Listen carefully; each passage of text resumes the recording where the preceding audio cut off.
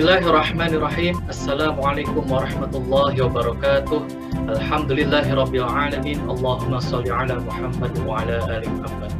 Pemirsa, salam jumpa kembali di program Kabar Petang KC News edisi Jumat 24 September 2021.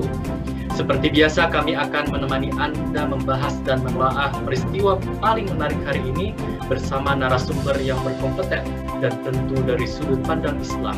Bersama saya Muhammad Fadilah Abdussalam, inilah Kabar Petang selengkapnya.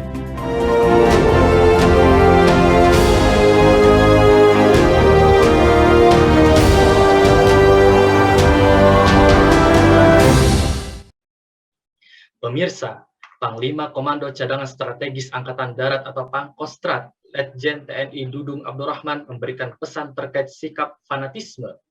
Dudung meminta jajarannya tak bersikap fanatik terhadap agama. Pesan itu disampaikan Dudung saat mengunjungi Batalion Zipur 9 Kostrat, Ujung Berung, Bandung, Jawa Barat, Senin 13 September 2021.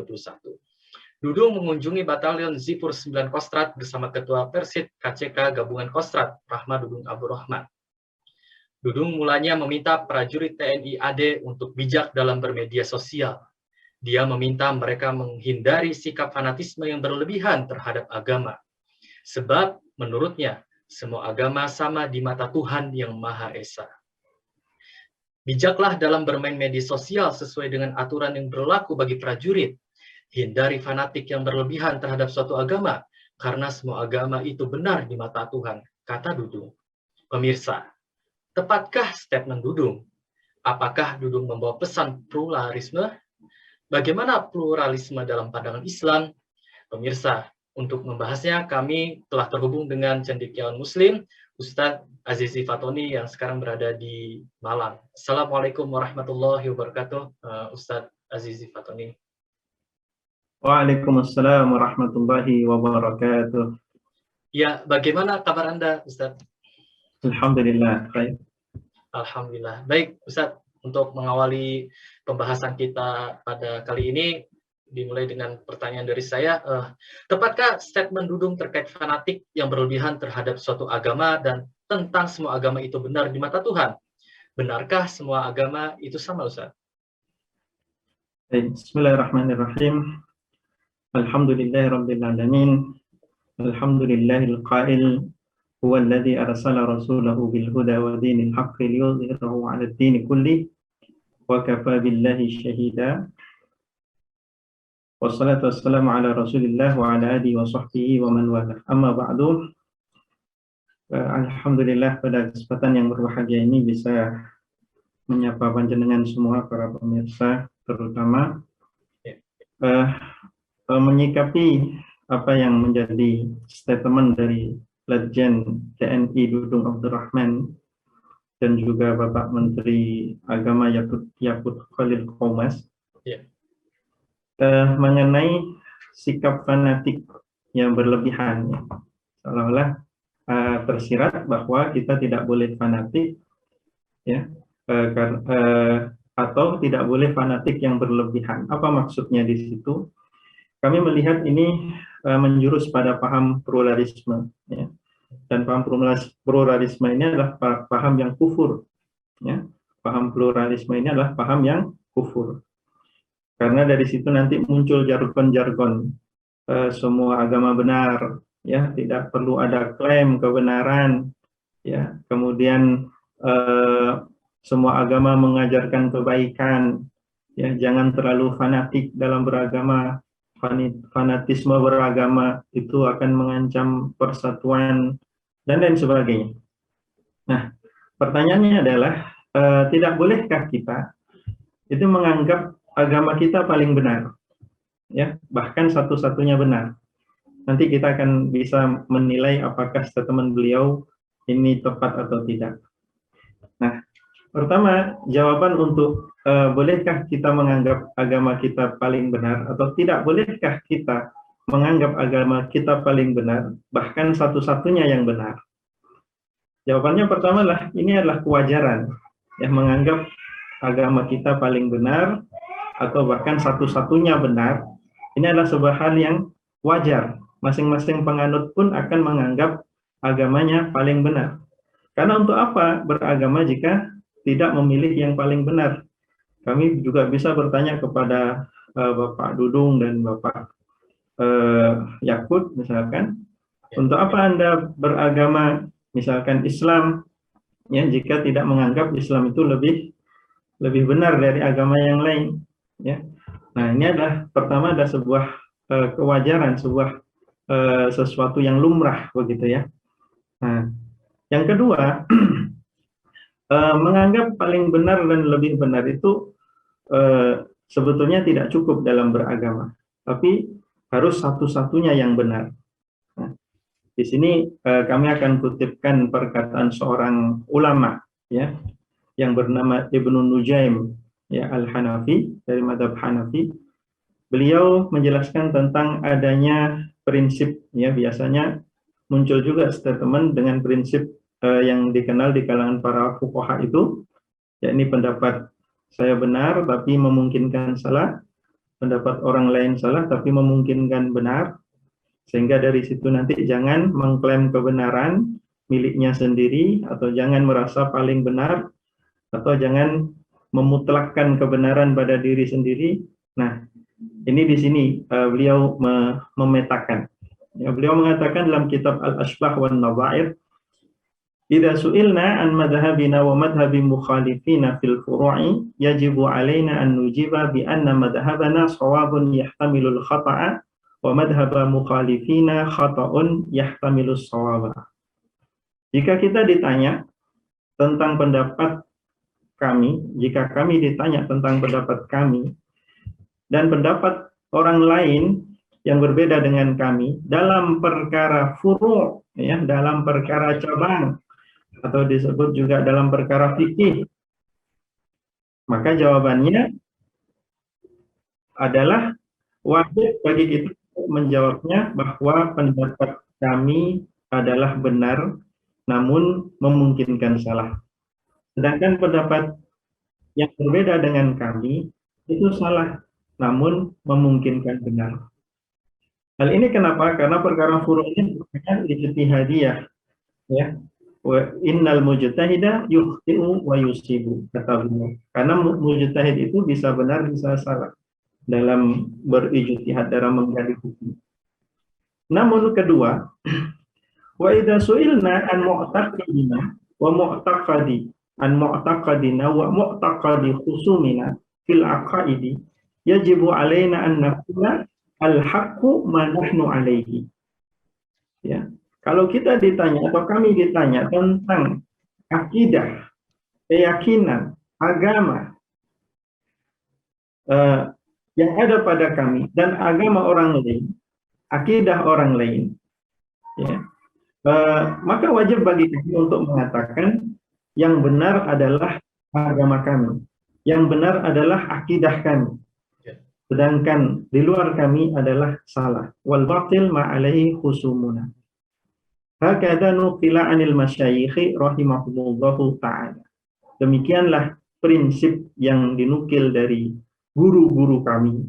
Jadi ini adalah prinsip turun-temurun, bahwa pendapat saya benar memungkinkan salah, pendapat orang lain salah memungkinkan benar, itu hanya berlaku pada ranah furu', ranah ijtihadiyah, bukan ranah akidah, bukan terkait agama pula. Ya. Jadi kalau ditanya tentang akidah, ya, prinsip-prinsip akidah, maka jawabannya adalah pendapatku satu-satunya yang benar, pendapat orang lain salah. Jadi jelas di sini ranah penggunaan kaidah tadi itu hanya dalam perkara fikih, sedangkan dalam perkara akidah itu tegas bahwa yang benar hanyalah kami dan pendapat orang lain salah. Karena dalam perkara akidah ini, jika tidak sampai derajat yakin, maka akidah itu sendiri akan batal. Maka akidah itu sendiri akan tidak diterima oleh Allah Subhanahu wa Ta'ala. Misal, menggunakan prinsip tadi di dalam berakidah. Misalkan Tuhan itu esa adalah pendapat yang benar, namun memungkinkan salah. Misalkan begitu, mengatakan begitu. Atau dan mengatakan pendapat orang lain bahwasanya Tuhan itu ada 3 unsur atau ada 3, ya. Itu adalah pendapat yang salah tapi memungkinkan benar. Nah, prinsip yang semacam ini memberlakukan kaidah tadi dalam perkara usul atau perkara akidah, perkara keyakinan, ini dapat menggugurkan keislaman itu sendiri. Nah, di sini bahayanya. Bahayanya apabila pemikiran atau paham daripada pluralisme tadi itu menjangkiti daripada umat Islam. Jadi bisa kufur, bisa murtad. Kenapa? Karena tidak sampai derajat yakin terhadap agama sendiri. Ya. Dan itu bertentangan dengan ayat-ayat yang jelas yang mengatakan bahwa hanya Islam saja agama yang benar. Ya, inna dina indallahil Islam. Ya, dan ada lagi yang mengatakan, ayat yang mengatakan wa may yabtaghi ghairal islami dina falan yuqbala minhu wa huwa fil akhirati minal khasirin. Ya, barang siapa mencari agama yang benar selain Islam, ya, maka dia tidak akan diterima oleh Allah Subhanahu wa taala. Dan di akhirat kelak akan tergolong orang-orang yang merugi. Jadi begitu prinsip-prinsip tadi, ya, yang harus kita miliki sebagai Muslim. Maka jika menilai statement, ya, yang mengatakan bahwa semua agama benar, misalkan di mata Tuhan, nah ini juga bermasalah Tuhan yang mana, misalkan begitu, karena yang dipertuhankan oleh manusia ini banyak, meskipun hakikatnya Tuhan itu hanyalah satu. Ya. Nah, begitu. Ya, baik Ustadz Aziz Fatoni. Bagaimana seharusnya umat Islam menyikapi gagasan, praktek sekaligus propaganda pluralisme agama ini, Ustadz Aziz? Ya, bagaimana menyikapi pluralisme? Dari kacamata sekularisme, jadi kita berbicara dari kacamata ideologi sekularisme, ya. Melestarikan paham kebebasan manusia itu adalah salah satu prinsip utama, ya. Bahwasanya manusia itu dijamin dalam bebas berakidah, ya, hurriyatul aqidah, kemudian bebas dalam berpendapat, hurriyatul ra'i, kemudian bebas dalam memiliki, ya, hurriyatul milkiyah, kemudian bebas dalam berkepribadian, hurriyatus syakhsiyah. Itu sangat dijamin dalam ideologi sekularisme atau dalam sistem yang menjalankan ideologi sekularisme. Nah, namun dalam kacamata Islam, jika kita ingin menyikapi bagaimana pluralisme sekaligus sekularisme tadi dalam kacamata Islam, ya, di mana kita seorang Muslim, ukuran benar salah, ukuran baik buruk, ya harus dikembalikan pada ukuran yang telah ditetapkan oleh syarak, ya, yang ditetapkan oleh syarak. Nah, kami dapati penjelasan yang luar biasa oleh Syekh Sibatul Jilani, ya, cucu dari Syekh Abdul Qadir Al-Jilani, dalam mensyarah kitab Sulamut Taufiq. Beliau mengatakan fal qawlu bi hurriyatil mu'taqadi mutlaqan wa haqqi ikhtiyari dini kufrun mukhrijun minal Islam. Jadi pendapat akan kebebasan berakidah secara mutlak dan membenarkan orang lain memilih agama semau mereka, ini adalah kekufuran yang dapat mengeluarkan dari Islam. Jadi bagi kita seorang Muslim tidak boleh kita berprinsip kepada orang lain silahkan, ya, menganut agama terserah kalian, itu tidak boleh. Kenapa? Kata beliau lagi, fahuwa ya'ni annahu bihaq yahiqqu lil mar'i masalan i'tiqadu anna sayyidana Muhammadan sallallahu alaihi wasallam kadhibun hasyahu, ya. Karena dengan mengatakan kalian bebas beragama apapun, itu berarti menganggap orang lain, ya, itu boleh mendustakan daripada Nabi Muhammad sallallahu alaihi wasallam, ya. Dan naudzubillahi min dzalik, begitu, ya. Atau boleh juga, ya, wa ya'ni annahu yahiqqu lil mar'i ibadatu ghairillahi ta'ala.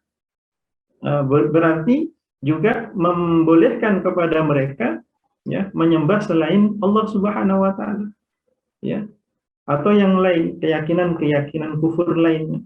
Nah, yang demikian itu tidak boleh. Maka kebebasan berakidah, ya, yang dalam hal ini nanti di antara wujudnya atau manifestasinya dalam bentuk ide pluralisme, ya, ini adalah ide kufur, ya, bisa mengeluarkan dari Islam. Ya. Maka bagaimana seharusnya kita bersikap terhadap mereka yang di luar Islam, ya, maka sikap kita jelas. Maka sikap kita jelas, yaitu bahwa mereka dari aspek bahwa mereka sebagai mukallaf, mereka harus masuk Islam. Ya. Mereka wajib masuk Islam. Itu dari aspek bahwa mereka sebagai mukallaf. Nah, hanya saja kita tidak dibolehkan oleh Allah Subhanahu wa Ta'ala untuk memaksa mereka masuk Islam. Jadi dalam batin kita, dalam pikiran kita harus tertanam bahwa mereka, ya, apabila ingin selamat harus masuk Islam. Tidak justru mengatakan bahwa mereka dengan kita bisa selamat, misalkan begitu. Ya, meskipun tidak melalui jalan Islam. Itu adalah slogan-slogan yang menyesatkan. Jadi Nabi Muhammad SAW itu diutus dan mendakwahkan Islam, itu justru menunjukkan bahwa agama di luar Islam itu adalah agama yang batil. Jika tidak demikian, maka Rasulullah tidak perlu mendakwahkan. Jika semua agama sama, ya hanya Rasulullah kerjaannya nanti, atau kerjaannya adalah semua agama sama, ya, kita menyembah Tuhan yang satu tapi melalui jalan yang berbeda-beda, misalkan begitu. Tapi Rasulullah tidak mengatakan begitu, ya. Justru adanya syariat dakwah dan apa yang telah dilakukan oleh Rasulullah itu menunjukkan bahwa semua agama tidak sama, dan lebih pada bahwa Islam saja agama yang dapat mengantarkan kepada keselamatan. Jadi sikap kita terhadap ide pluralisme jelas seperti itu. Ya, baik Ustadz Aziz Fatoni. Terakhir, mungkin ini langsung sekaligus 2 pertanyaan. Benarkah demi toleransi beragama umat Islam perlu ikut-ikutan doa lintas agama, perayaan Natal bersama, dan lain sebagainya? Dan bagaimana pandangan Islam terhadap non-Muslim? Ya,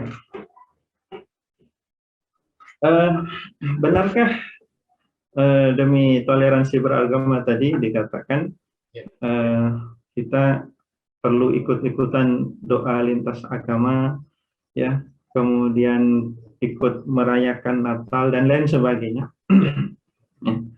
Jika hal-hal tersebut, ya, dilakukan dengan landasan bahwa semua agama sama, semua agama benar, ya, maka hal tersebut akan membatalkan keislaman.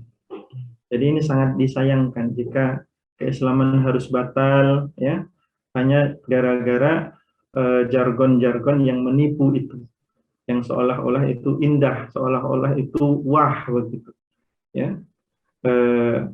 Jadi jargon-jargon itu begitu halus, gitu ya. Ya, masuk ke benak kaum muslimin seolah-olah itu bagus, semua agama sama, semua agama benar, misalkan begitu. Tapi sejatinya itu adalah jargon yang menyesatkan, ya. Bisa menjadikan kita celaka di akhirat kelak, bisa menjadikan kita batal keislaman jika sampai tertipu dengan jargon tersebut, sehingga kemudian dalam akidah kita membenarkan semua agama, ya, atau mengatakan semua agama sama, ya. Meskipun tidak ada tindakan, ya, melakukan doa bersama, perayaan Natal bersama, tapi secara persepsi, ya, kita beranggapan bahwa semua agama sama, itu sudah batal keislaman. Itu sudah batal keislaman. Karena penyebab kekufuran, ya, diantaranya adalah kufrul i'tiqad, ya, keyakinan, kufur secara keyakinan. Jadi tidak melakukan apa-apa, tidak mengucapkan suatu patah kata pun, tapi kalau keyakinannya itu membenarkan sesuatu yang batil, ya, berkenan dengan keyakinan atau akidah di luar Islam, ya, maka itu akan menyebabkan kekufuran. Itu pertama. Ya, apalagi kalau disertai praktek-praktek itu lagi. Itu tadi. Ya. Adapun jika tidak disertai dengan keyakinan, ya,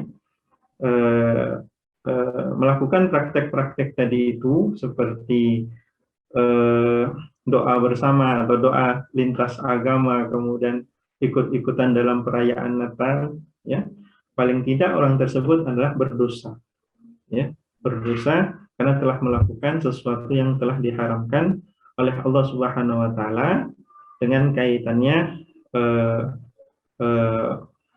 melakukan hal-hal, ya, yang dimurkai oleh Allah Subhanahu Wa Taala. Lalu kemudian berkenaan dengan pandangan terhadap non-Muslim, ya, seperti sekilas tadi kami sebutkan, ya, dalam hal keyakinan, ya, mereka wajib untuk masuk Islam, gitu ya. Hanya dengannya mereka bisa selamat, ya. Namun di sisi yang lain, Allah Subhanahu Wa Taala telah menetapkan bahwa kaum muslimin tidak boleh memaksa mereka. Itulah kaitannya dengan ayat la ikraha fiddin qad tabayyana ar-rusydu minal ghayy. Jadi tidak boleh ada paksaan dalam agama, yakni memaksa orang non-muslim untuk masuk Islam. Itu tidak boleh. Meskipun dalam anggapan kita mereka selamatnya hanya dengan Islam dan mereka wajib masuk Islam. Tapi kita tidak boleh memaksa mereka masuk Islam. Lalu apa yang kita lakukan dengan mereka? Ya, yang kita lakukan adalah mendakwahi. Nah, di sini dia letak syariat daripada dakwah itu sendiri. Dakwah yang bagaimana? Yang disebutkan dalam surat An-Naml itu ya, 124, ya. Ud'u ila sabili rabbika bil hikmati wal mau'izatil hasanati wajadilhum billati hiya ahsan. Yaitu dengan mau'izah, dengan pesan-pesan yang menggugah, wal hikmah, ya, dengan hujjah balighah, ya, atau hujjah al-burhan, ya, dengan bukti nyata, dengan dalil-dalil yang kuat, ya, dengan argumentasi yang tidak terpatahkan. Nah, di situ nanti ada diskusi, ada debat. Kalaupun harus debat, wajadilhum billati hiya ahsan, maka debatlah dengan baik, ya, debatlah dengan argumentatif, tidak dengan menyerang individu, dan seterusnya dan seterusnya. Jadi itu sikap kita terhadap non-Muslim. Insyaallah demikian kita bisa selamat akidah sikap kita, ya, dan selamat pula dari aspek apa yang harus kita perbuat dalam menyikapi ide-ide tersebut. Dan lagi solusi tuntas, ya, kaitannya dengan paham pluralisme ini, karena paham pluralisme ini adalah turunan daripada paham sekulerisme, ya, maka kita harus menolak paham sekulerisme ini dari akarnya, ya, dari akarnya ini harus kita tolak dan harus kita ubah, kita ganti sekulerisme ini menuju, ya, tatanan yang diridhoi oleh Allah Subhanahu Wa Taala, yaitu tatanan yang berdasarkan Islam, yang menerapkan Islam. Ya, bagaimana, pertanyaan mungkin, bagaimana nasib orang non-Muslim, ya, di bawah kekuasaan Islam nantinya? Nah, itu tidak usah ditanyakan, bisa dilihat dari sejarah saja. Dari sejarah, ya, bahwa kaum non-Muslim pun bisa hidup damai, ya, di bawah naungan Islam, terjaga darah dan harta mereka, ya, terjamin kehidupan mereka dan seterusnya, bahkan kesaksian para ilmuwan, ya, ahli sejarah Barat yang objektif, ya, telah memberikan informasi yang positif terkait keberlangsungan tatanan Islam atau yang disebut dengan khilafah Islamiyah ini. Ya, baik. Terima kasih Ustadz Azizi Fatoni telah bergabung pada program Kabar Petang kali ini. Assalamualaikum warahmatullahi wabarakatuh, Ustadz Azizi Fatoni. Waalaikumsalam warahmatullahi wabarakatuh. Pemirsa Kabar Petang, semoga Anda mendapatkan banyak manfaat dari acara kami. Sampai bertemu lagi di jam dan channel yang sama setiap hari. Jangan lupa untuk like, subscribe, dan klik lonceng untuk mendapatkan notifikasi dari channel kami, KCN News. Akhirnya saya Muhammad Fadilah Abdussalam bersama kru yang bertugas undur diri. Tetap sehat, tetap semangat, dan tetap taat. Assalamualaikum warahmatullahi wabarakatuh.